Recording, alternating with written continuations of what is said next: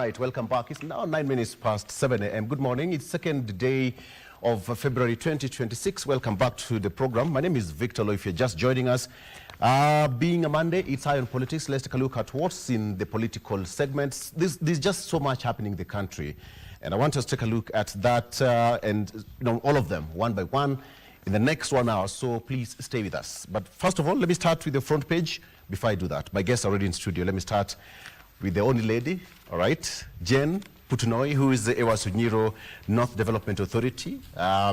She's also an aspiring politician. I will give you more details about her shortly. Jen, good morning. Good morning. Welcome to the program. Thank you. How is Laikipia? Laikipia is good with its own challenges. Yes. But we are good. Karibu sana. Asante. And a gentleman who is not new to Jerusalem, who is Honorable Francis Mwangangi, Deputy Governor of our neighboring county of Machakos. Mheshimiwa, good morning. Good morning. Happy New Year. Happy New Year. Always the state, even where KBC is supposed to be in Machakos. You said that, but there's nothing we can do about it. No. Anything can be revisited. Anything. So that you go back to Machakos? We go back to... I asked you, we've been friends for a very long time, but why is it that it's the season and I need Kamba friends? You're not giving me something I know. I mean, you know what I'm talking about. Whoa, mangoes. Maybe in the boot. So I need to visit? Yes. Okay. All right. Daniel Orog is also on set, introducing him very shortly. But let me take you through the front page of the local dailies very fast. Let me start with the front page of The Standard. The cover-up. That is what's on the front page of The Standard, the cover-up. All right, and the gentleman on the front page is the police IG, Douglas Kanja. The Standard says that police bosses are playing PR games, refusing to name officers caught on CCTV and hiding behind unnamed quote-unquote administrators as brutality keeps repeating. From Nandi Hills pool hall beatings to church raids, the pattern is familiar. Now, Senator Samson Cherargei accuses Inspector General of Police, that is Douglas Kanja, of shielding rogue officers and dismisses disciplinary moves as a stunt. And now, Kevin Masiri's killing in Kitengela drives the point home. Shot outside a pub. He died as his friend fights for his life in hospital. With IPOA probing and promises piling up, Kenyans are left asking, who will finally be held to account? That is what's on the front page of the Standard newspaper. And of course, pictures are there, and the gentleman, and on the focal point is the IG, Douglas Kanja. On the front page of the Standard newspaper, something that is quite worrying, 85% of Nairobi houses in danger of collapsing, according to agencies. Experts now blame high demand for housing and poor workmanship. 85% done. Are you among them? Good morning. Good morning. I could see the way you're holding your sheet. Are you among the 85%? 85%, that's the front page of the Star newspaper. Well, I was just meditating whether I am also on the red line, because I had the civil aviation, sorry, not the civil aviation, but engineers, the county engineers, giving a prescription of the houses that, are in danger. Yes. So when they are saying if you're living in a house and you have a poor lighting on your sitting room, know that you're also in the 85%. So I was just thinking around that. How many of us in Nairobi are in houses where, you light your bulbs throughout the day? Yeah, 85%, that's a very big number. So there is a lot of prescription around the standard housing that I think there needs to be a serious audit, not only in Nairobi, but I think the major urban areas in this country, to ascertain whether the citizens are risking their lives in houses, that are not previously, constructed, that do not meet the quality standards. So I think, that's a big worry. Very soon we'll cross over to Machakos. But of course, good morning, because I think it has been a very heavy week. I am an Arsenal fan. I keep on saying that, and things happen over the weekend. Our wish was that Manchester United to go down the drain, but things are happening, and of course, I'm happy to be on the set. Happy New Year. You talked of Arsenal, and you could see the way I'm smiling. Yeah. Okay. Front page of the Daily Nation, grand cover-up, almost the same thing with the Standard newspaper. In here, the latest incident adds to 20, the unresolved cases. The grand cover-up also on the front page of the Standard. But the Daily Nation says that a week after the violent attack on former Deputy President Rigathi Gachagua at a church in Othaya, there are still no arrests, and the government has signaled it has no intention of going after the planners of the violence. But shifting the investigation from the DCI to IPOA, officials have now narrowed down organized crime to a police misconduct probe, which means that the politicians and goons blamed for the chaos have been let off the hook. Now, when it gets to IPOA, it means that there will be no civilian who will be arrested and charged. And the Daily Nation has given a key highlight and chronological event of how this thing was allegedly planned. That's on page 5. Just a glance, it's an order from number 1 up to number 7, how that thing happened. There was a meeting on January 2026 where attack is planned, and so much more. You can take a look at that story on the inner pages of the Daily Nation. Let me come back to you, Mheshimiwa. When you see such kind of events taking place in the country, the president yesterday said that there will be no more attacks in the places of worship, but it has been an occurrence for quite some time. Does Wanjiku have to suffer at the expense of politicians trying to settle their political scores? Thank you. There are two very serious and renowned professors, Asemonglo and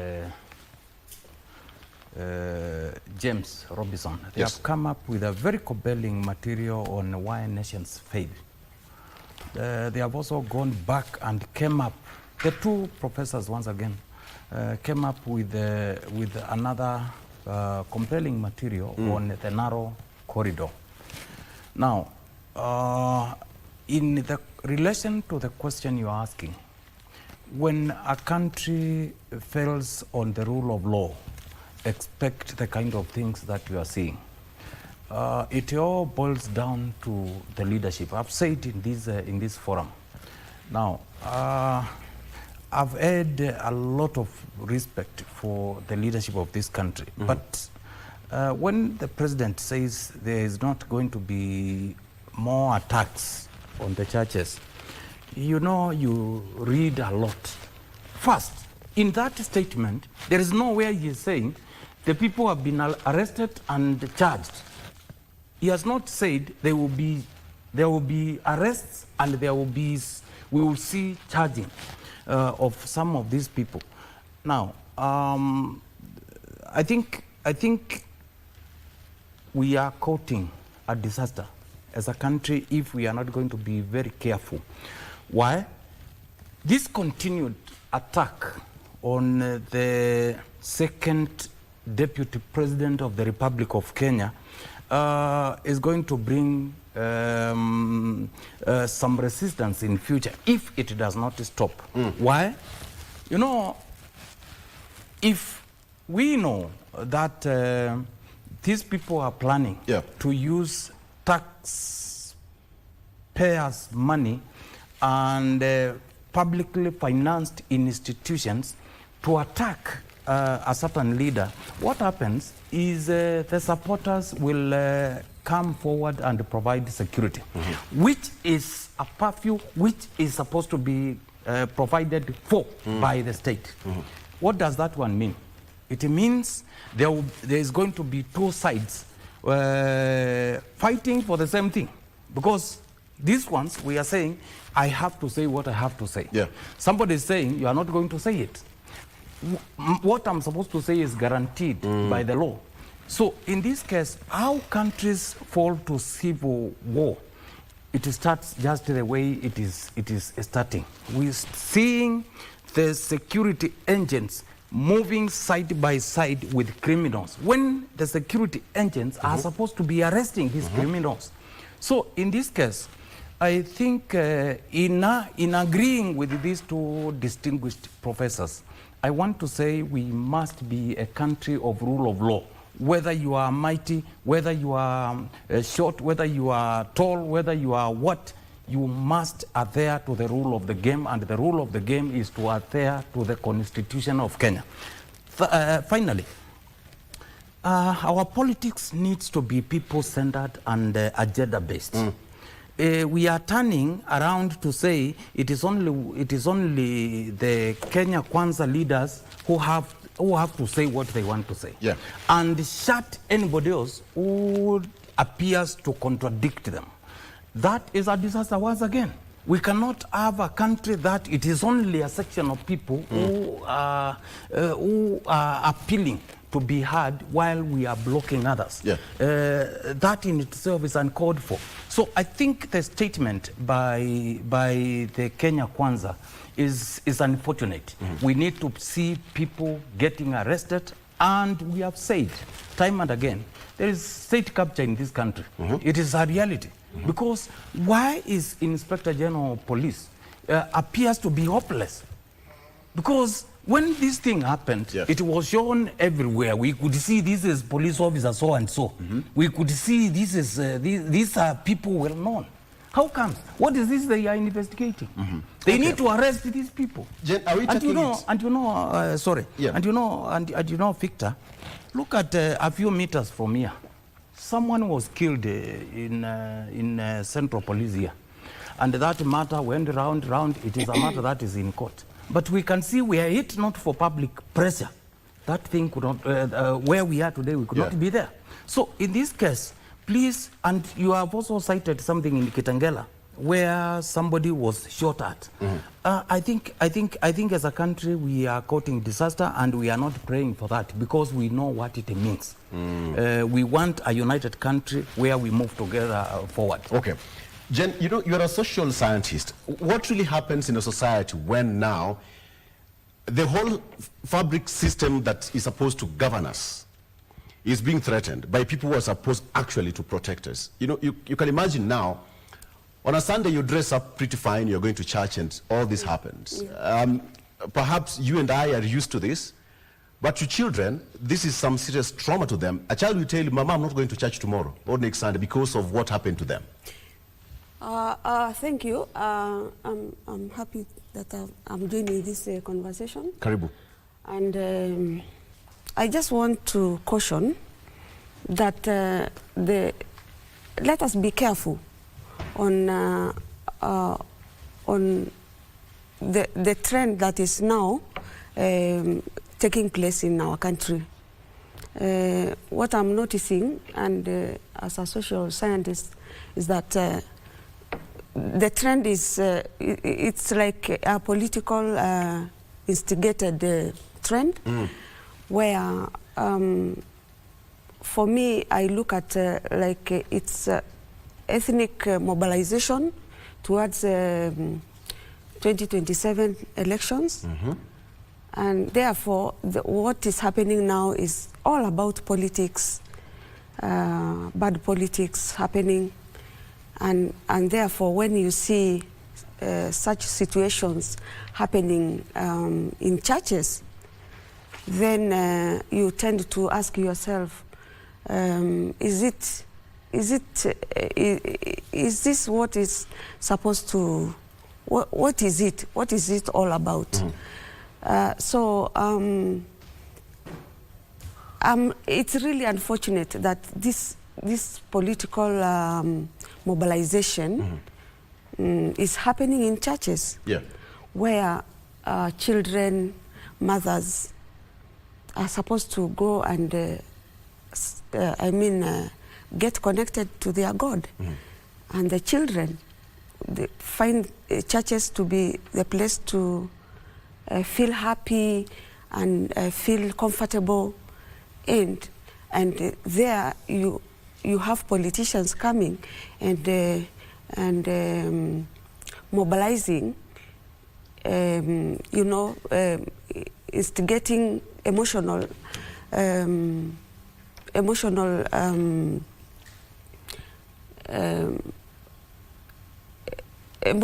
political, mobilization.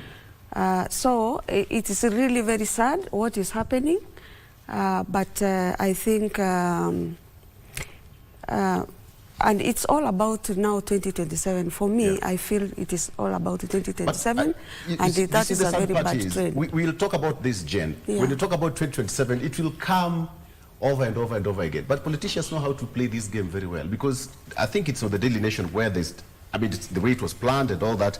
There is means that a lot of things are being planned ahead of us that probably you and I, Dan, are not aware of.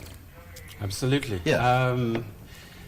First of all, I think I stand at a position like the rest of the leaders have condemned.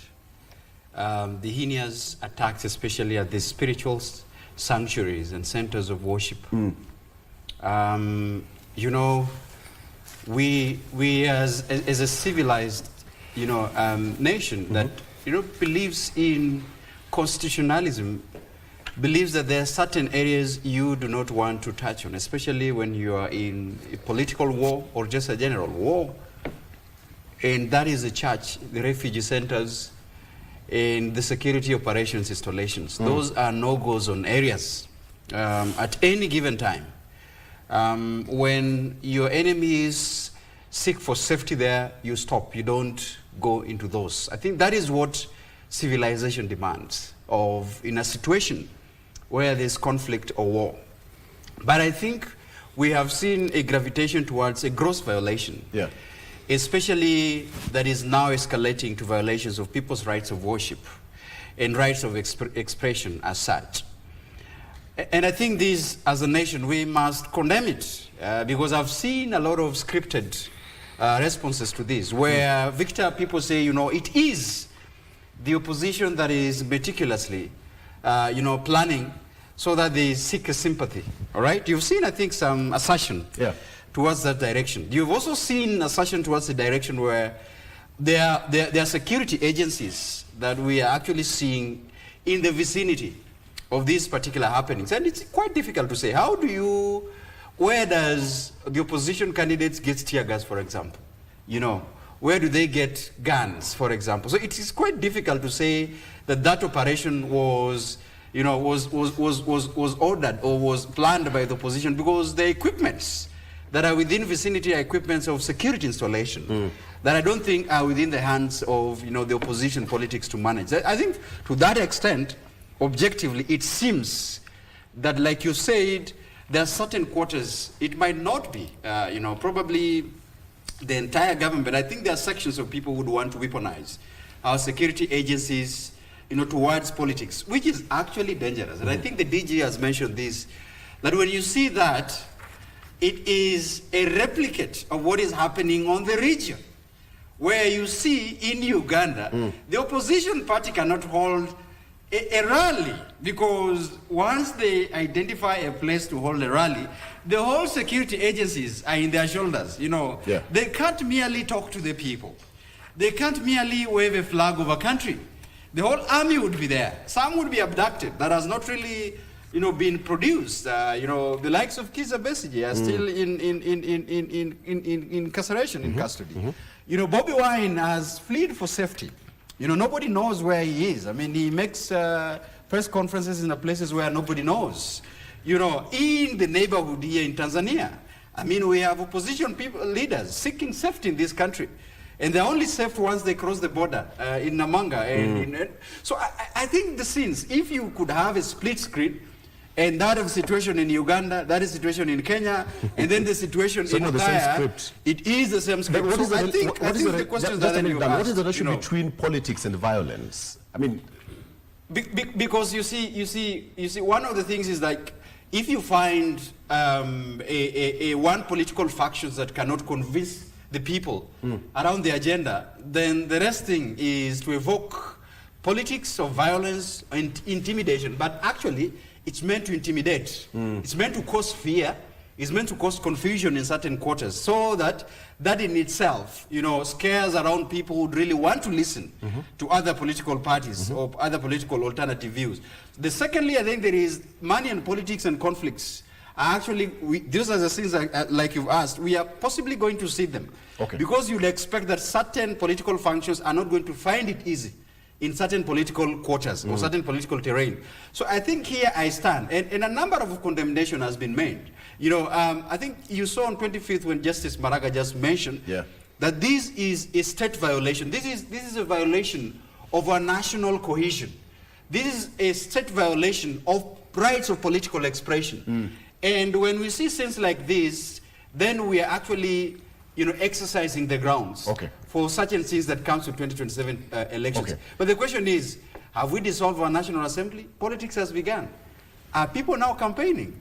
Yes or no? So because then we have a law in this country, we have seen already the campaigns for 2027 has begun. Started immediately after the last vote. Where did we dissolve our parliament and now allow, you know... let's take a break. You all have your cups of tea. I don't have mine. Done. Can we take a break and have mine as well? Yours is there. Where? Okay, sir. Let's take a break. We'll break back.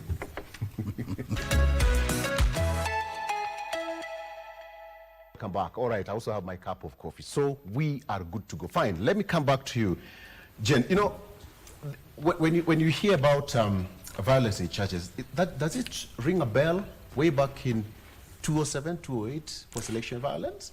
Yeah. Does it remind you of something? Yes. Who suffered the most? The children. And the mothers. Very good. So why are we not learning? We are not learning because we don't want to learn. Because the trends have been there. 2007, there was violence, political instigated violence. Yeah. 2017, a little bit.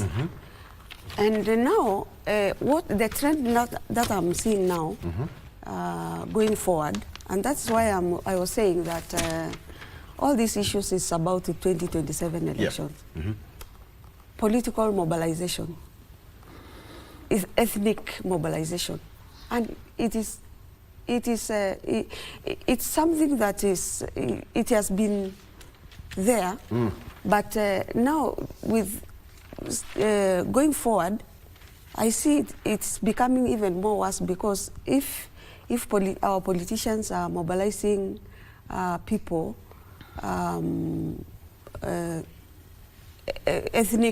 doing ethnic mobilization, then that's a very, very bad trend. And the people who are going to suffer are children, the mothers, common mwananchi. Yeah. Politicians are just there to, for their self-interest. But the real people who are going to suffer are our local mwananchi, who do not even know for them what they just expect is service delivery. But you see, it's really very bad. The situation is really very bad if we go by what is happening now. All right. I want us to get to something else, but before I get into that, call to action, because there must be a distinction between political ground and a holy ground. That is a church. A church should be a unifier, a common ground for all politicians. Everybody should go there and have some rest, some good news and all that. But when you see this, to some extent, does it mean that now we are not safe? Because a church is a place of refuge, and we are getting all this happening. It doesn't matter to who, but the fact that it's happening to all Kenyans. Yeah. Biblically, and I know there are people who are not Christians. I know that there are others who are Hindus or Muslims. But biblically, in Israel, any leader who went to war without first listening to what the clergy, the house of bishops, had to say, and the guidance of the God, were defeated. Others were killed in that war. In Kenya, drawing from the last campaigns before we elected the current crop of leaders and the county governments and the national leadership, we saw what happened. The same script happened. And I remember one morning the issue of Keno that matter rings to my mind so clearly. People had been transported from Thika to Keno to prevent the then Deputy President, the current President of the Republic of Kenya, from attending a church. I remember that very morning, an OSPD overseeing an operation where tear gas was thrown to the church.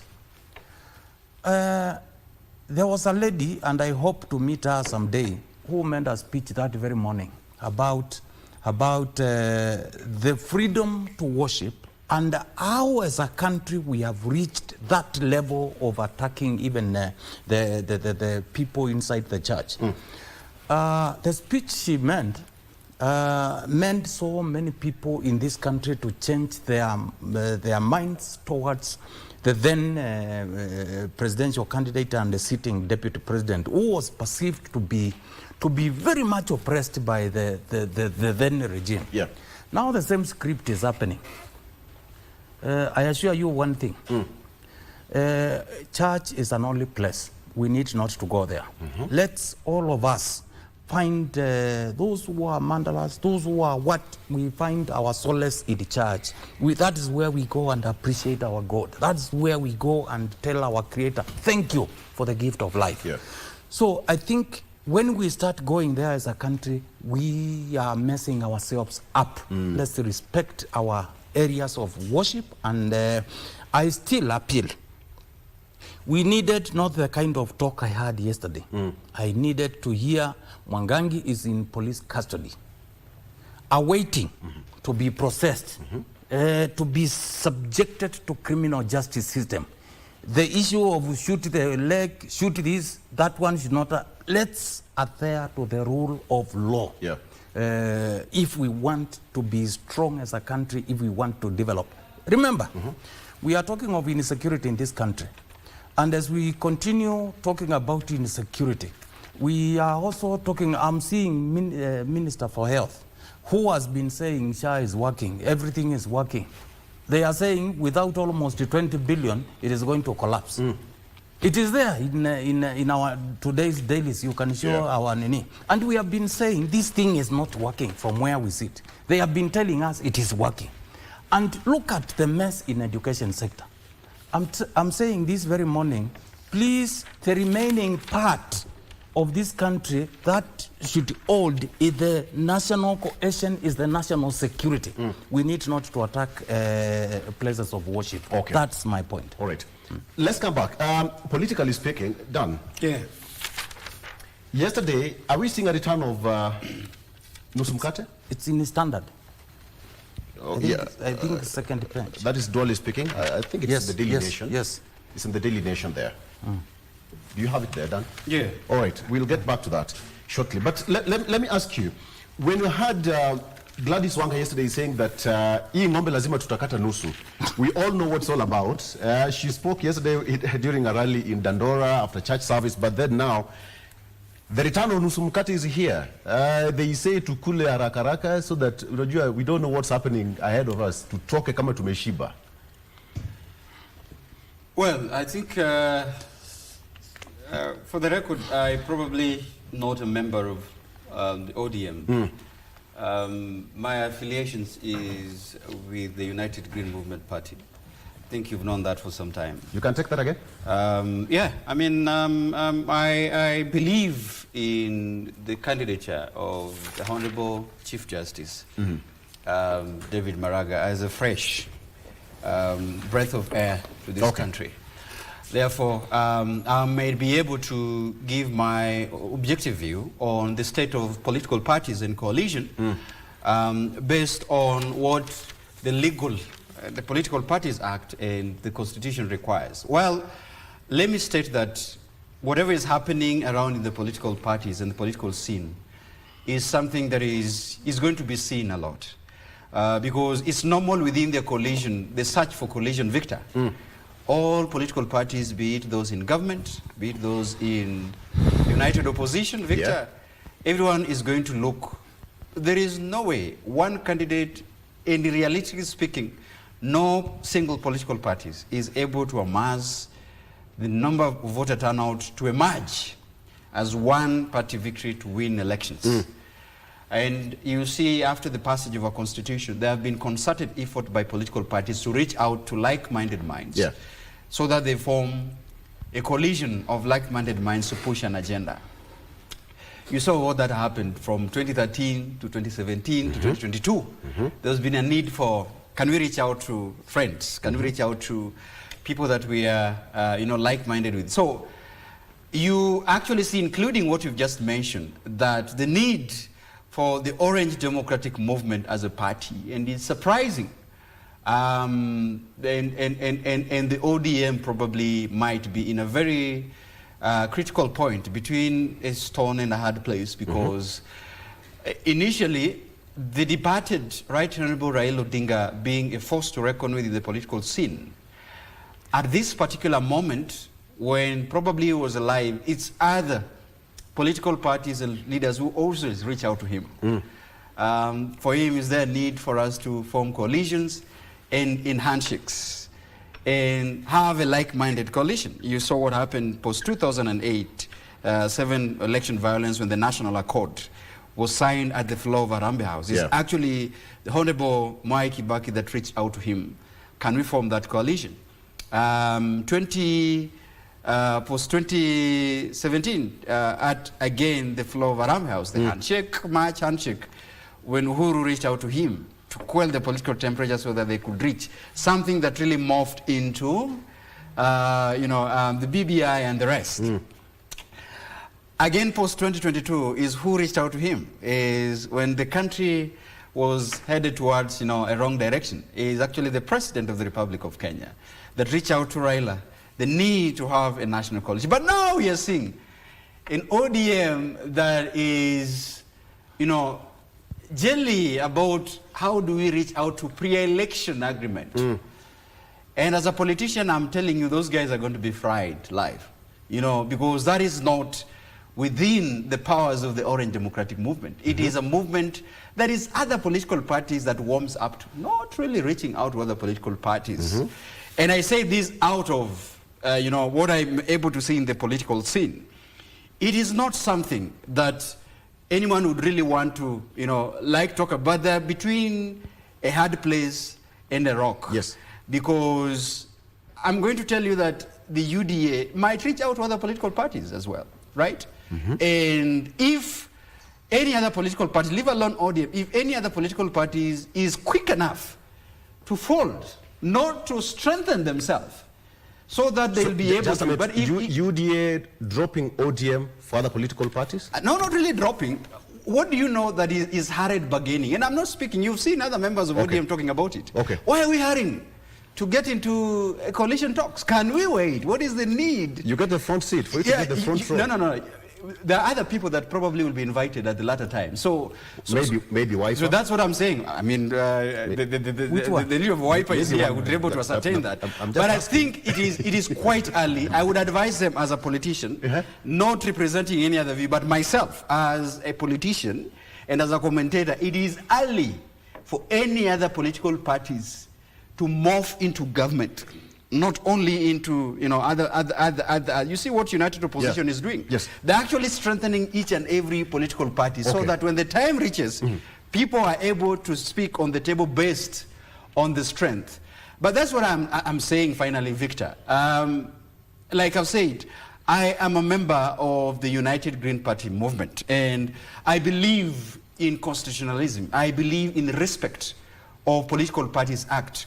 I believe that each and every political party has a space in this country to express their views, and I think it is early enough. One of the things that we could actually do, and I would advise, each and every political party, why can't we sensitize the young people who have shown the voter apathy? Why can't we morph and ask them to take, to register for votes to vote? Why can't we address the very needs of this country? And Dr. Mongangi has mentioned, we have a situation in this country where we are grappling about our education system. We have a situation in this country where we are advancing about our health system, where we do not know. The drought situation now is biting, Victor. And probably a number of counties have been highlighted out to be in prone of drought.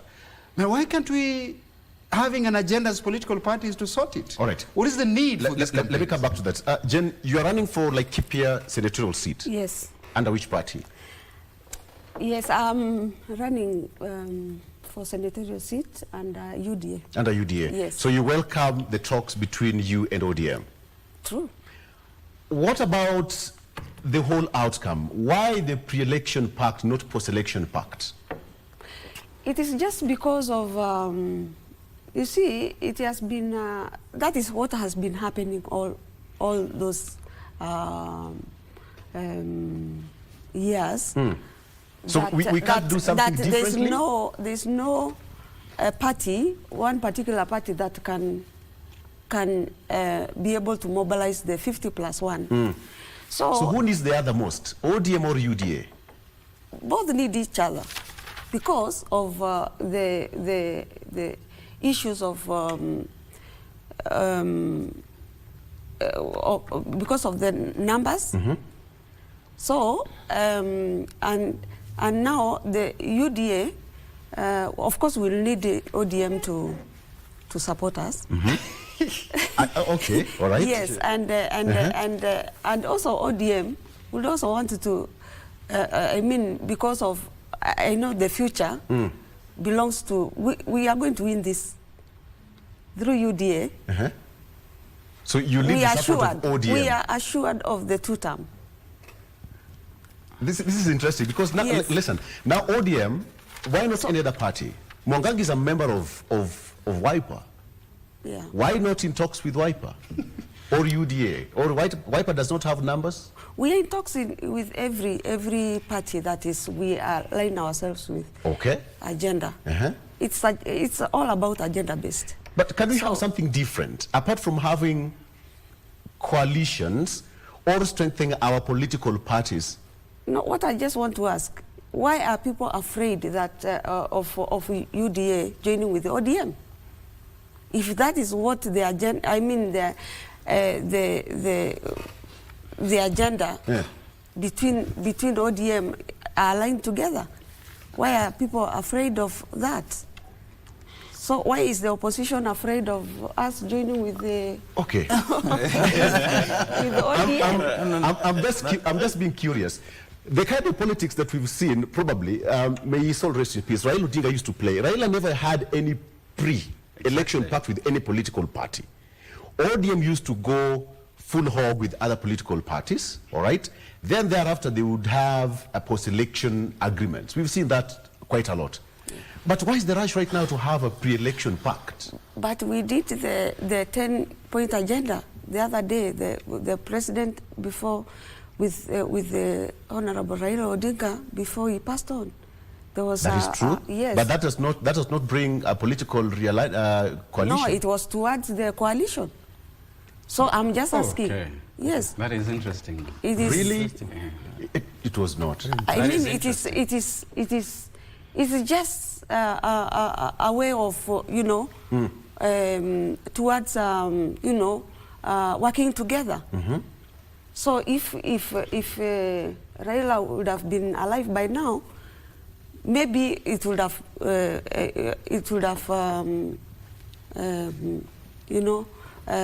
gotten into some sort of partnership and coalition. Okay. Yeah. I wish there was a member of ODM here to ask this question. But DG, so where does this leave Wiper? Because when you see ODM, Raila Odinga, Kalonzo Musyoka, the Honorable, those two gentlemen they've walked a very long distance for so many years. So where is Wiper right now? First clarification. All right. Wiper and my party leader, His Excellency Dr. Stephen Kalonzo Musyoka, can work with anybody, save for Ruto. All right. That one, let it be very clear. You can take that again. I'm saying, His Excellency Dr. Stephen Kalonzo Musyoka, in Jesus' name, is the 6th President of the Republic of Kenya, can work with anybody in Kenya, anybody, save for Kenya Kwanza and Ruto. That one has to be very clear. DG, you can record that. So, wow. What I'm saying It's is in this. the archive already. Anyway, let me put it this way. The question you are asking is why pre as opposed to post election agreements amongst political parties. Yesterday, the sitting deputy party leader of ODM said, why are we rushing this thing? If Raila was alive, and may so rest in peace, this is a leader we supported for almost over 20 years and we believed in him. If he could have been alive, he was to be a candidate in 2027. That's what the Vihiga senator, who is also the deputy party leader, said. Raila's own last born said, you are rushing this thing. This is not what Baba believed in. There is a 10-point agenda. Let's talk about that. Yeah. But we can see soon after the demise of our leader, because he was in our coalition, he was our leader. The things rushed so fast, including even confirming the leader, so many things. Some people, a section actually, the largest number of leaders within ODM are not talking about going into any working relationship with the UDA. Why? Because of the ideals we have known about ODM, about its leader, liberation, democratization, ensuring freedom in this country, which will ensure national cohesion, which will ensure transformation, which will ensure the country grows. Yeah. Now, when you see the current crop of leaders within ODM, and I wish them well, and actually it is a section, it is only a communal, part of a communal, a section, who are believed to have been even imposed to voters in the first place. It is the first election in this coming election, and Mungu atuweke tuione after. Some of these people running around, you will never hear them, because what they are championing is the opposite of what the masses want. Okay. We have never known ODM and Right Honorable Raila Odinga to be championing what we are seeing now. We are seeing a totally different political organization in that name, and we wish them all. So in this case, why? To answer your question, because your question is very clear, why? We are saying it is provided for in the Constitution. Yeah. Political organizations can agree before election. They can also agree after the election. But have had a section of Kenya Kwanza leaders. They are saying now they will, with a certain grouping, they will win the coming election with over 3 million votes. I will tell you, the same people will lose with over 5 million votes. Oh, Jen is not happy about that. I'm telling you. Jen is not happy about that. Yeah, I'm not happy. Anybody, you see, this country is a democratic society. Yeah. We believe in the rule of law. We don't believe in shoot our youths. We don't believe in this massive looting. This country is in economic mess. Why?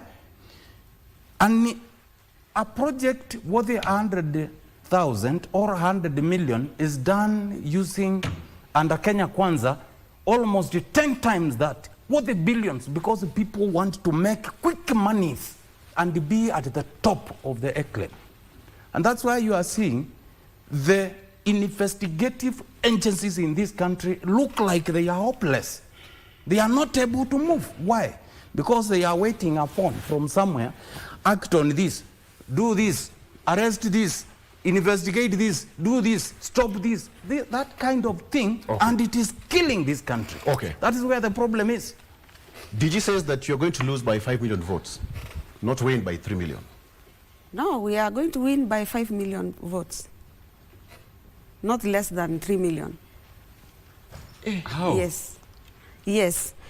Because that, and that's what the opposition is really afraid. with now the kind of the political mobilization that we are doing, issue-based political mobilization, not the way the oppositions are saying, but for us, we are issue-based. We are mobilizing in terms of aligning our agenda with the like-minded. Yeah. Like now for ODM and UDA and ANC, who have already joined the UDA, we align ourselves in terms of what we can be able to offer moving forward. So I think the whole issue about opposition crying right, left, and center, and even what you are seeing, what we are talking about, the political mobilization in churches, it's just about fear of unknown. Because how do I explain that the other day, you'll see the opposition leader, the former deputy president, geared with, all those protective gears. And the same place he has gotten those gears is the same place he has gotten the tear gas to tear gas the churches. That is what we believe. What do you because, mean? Yes, because That's he engineered his own attack? I'm sure that is what is happening. Because unless the Daily Nation is reporting something totally different. How do you explain someone who can afford to have the protective gears? No, we also have ours here. We also have ours here as a media house. Yeah, and so how? So I mean, the tear gas can be found anywhere. No. Where he has got it. And that is a problem. Yeah. That is a problem. Yeah. If a tear gas can be found everywhere, that is a problem of laxity in state security. That is a problem and a risk to everyone. And that's what I said, Victor. We cannot comprehend a situation where we have tear gas and bullets and proofs available to everyone. You are creating a state of militia, all right? Because if it's available in street, it's available even in churches surrounding. What are you creating to a country? You make it look so. No, what I'm saying is, I'm picking on what Jen has said. Okay. That if that is the case, then we are staring to a problem. Because next moment, it might not be a political party. It might be a situation where somebody else now decide to say, I am using myself, putting myself as a protective gear because such and so want to attack me. Or people can engineer their own issues and whatever you see is militia with all protective gear. So I am looking at it beyond politics. And we are just joking with the country because I think we've never seen a situation where a country escalates to a state of lawlessness, like the one we are talking about, and laughing about saying, certain so is engineering their own, abduction, or we are seeing the state operation being weaponized, to cause chaos and security somewhere. That's what I said. Be it every situation, and this is left for the agencies to investigate. Yeah. I saw, it's on front pages here where the IG is saying that there is an investigation in what happened in the church, in Othaya some weeks ago. But let me say this: I like what Jen is saying, but I want to put that on a weighing scale.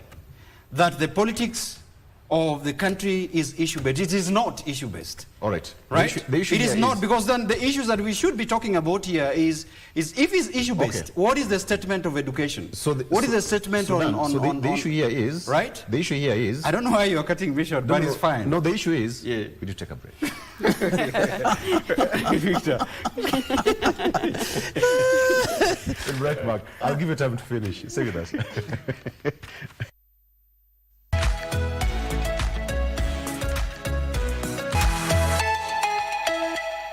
Right, welcome back. So the issue here is then 1 minute to finish your issue. Yeah. Clearly.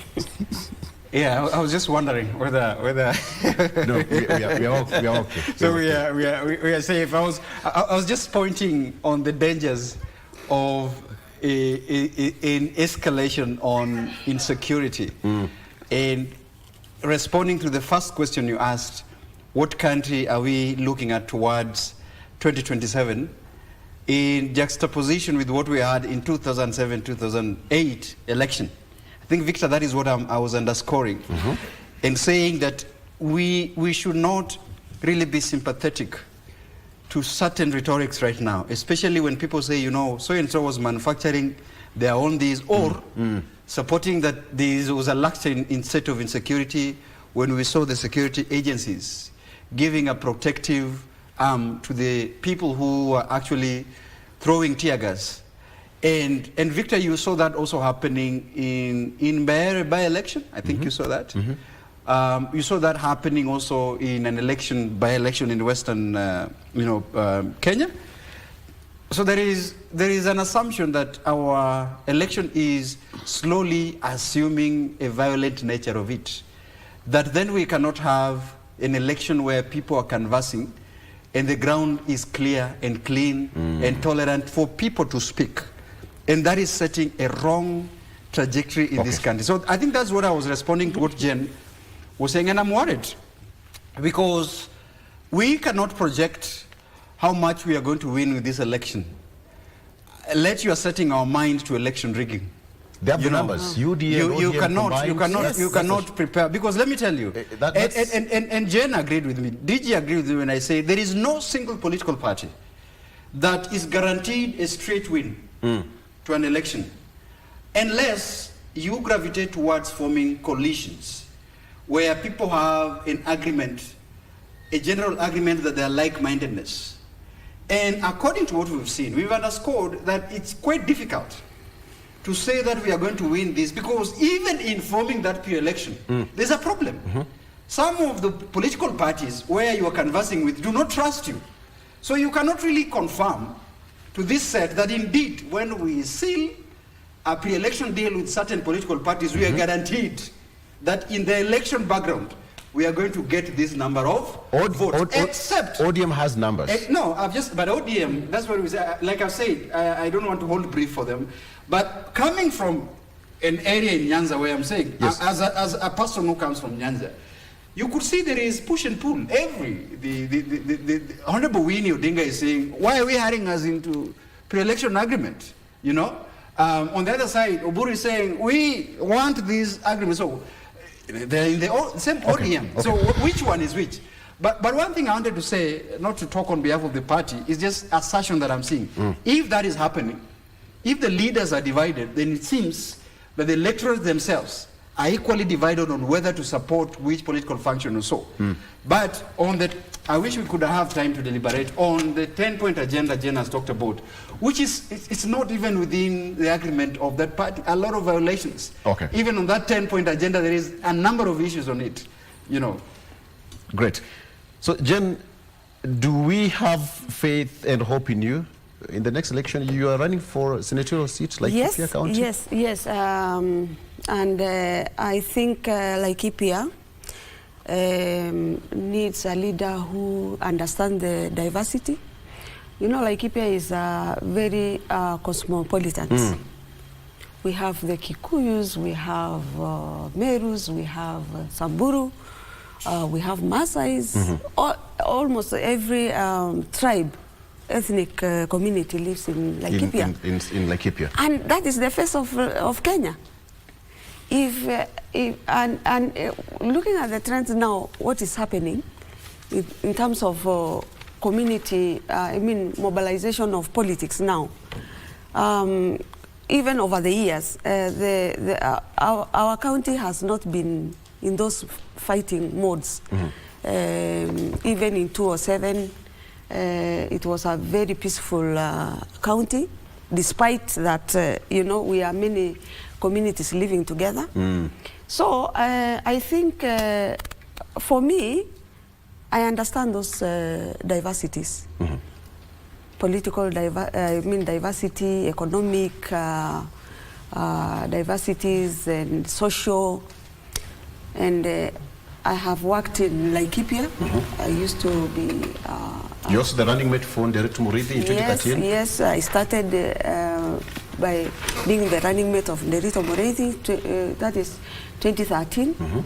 And so when we lost, I also joined the other government that won and became the CC for trade. So Laikipians understand me. and they know me. Yeah. They know my capabilities. So I'm not new to them. So, and for me, I understand all those aspects of development, what challenges Laikipia is facing. Like now, for example, there is an issue of insecurity. Now, resource-based insecurity in parts of Laikipia North, and also there was an attack. Yes, a day or two ago, yes, very bad attacks, and it's just about resource conflict. Yeah. Especially when now we are talking about devolution, that has not been able to, to offer services that to the people. You know, education is still very low, illiteracy level, and also the issues about water.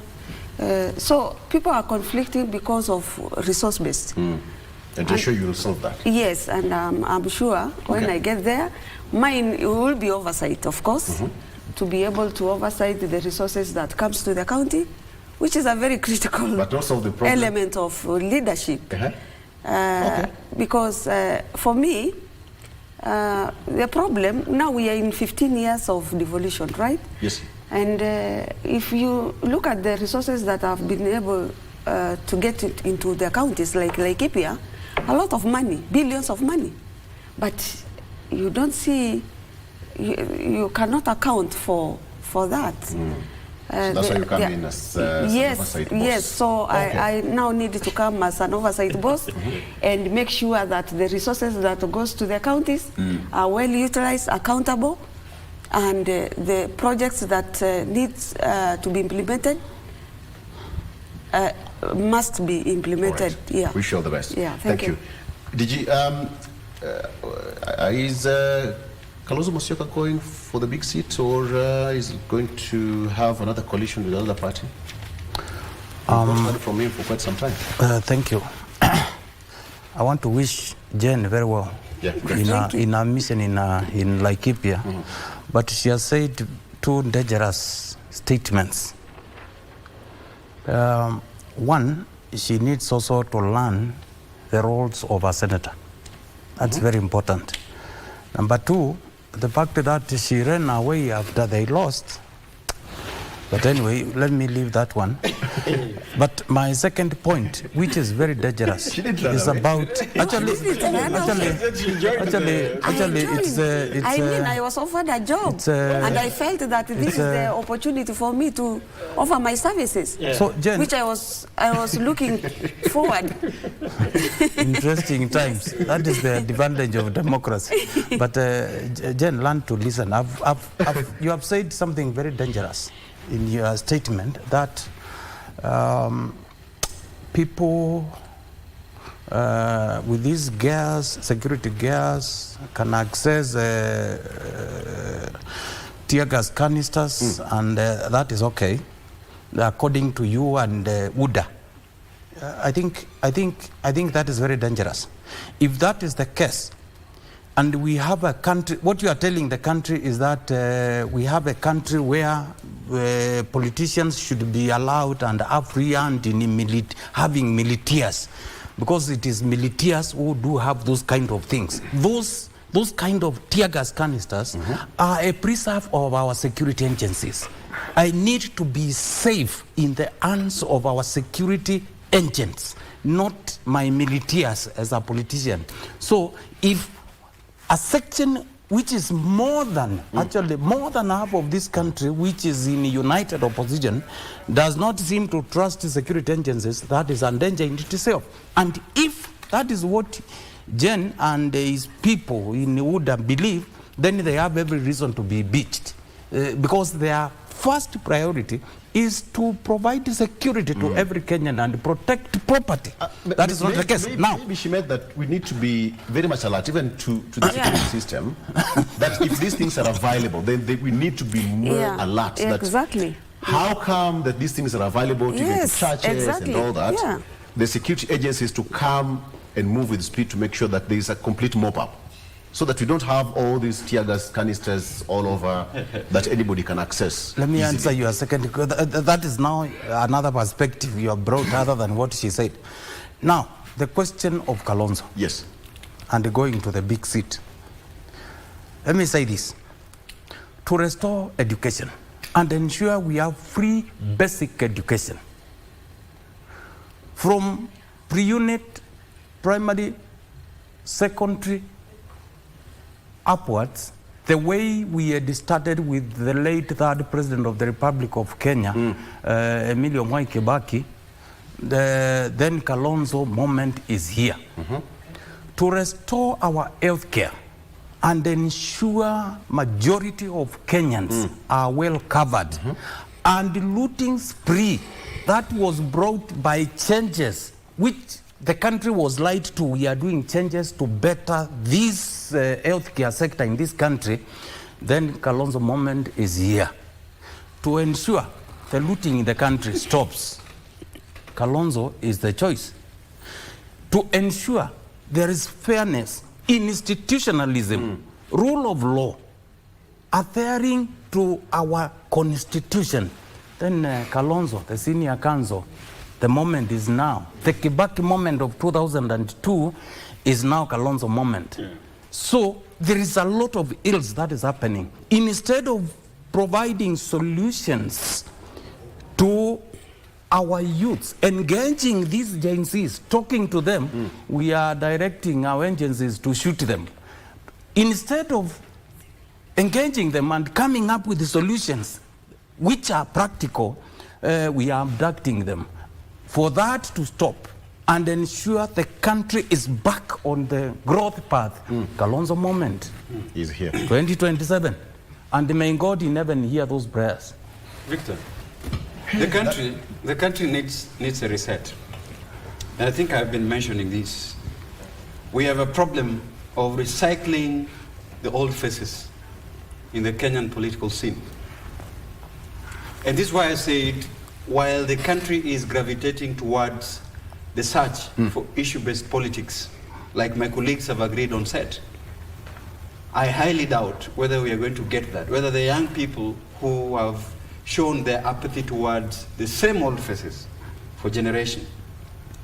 And you see, as a young person, and I know you're very surprised on the political direction I have taken. You know, that really surprises you. But I believe, while we are talking about the rest of these guys, I believe on the candidature of the CJ for one specific reason, Victor. I know people are questioning why so and so. Like I've said, the only person who can stand and reset the country boldly is that senior citizen, the former CJ. And I believe on his agenda on constitutionalism because he has proven so. Okay. All right? Okay. So for me, as a young person, I am tired. I am tired of these old things. I'm tired of these same things with all these political parties. So I'm inviting my colleagues, including the DG and Jen, that you see, you need to try something else. Okay. You need to look at how then would the young people, and it's in this line. Why are you always cutting me short? The rest of their time, Victor. Because time is up. But when I start talking, it's like you point towards the time and you time is up. I said I'm going to do that in less than a minute.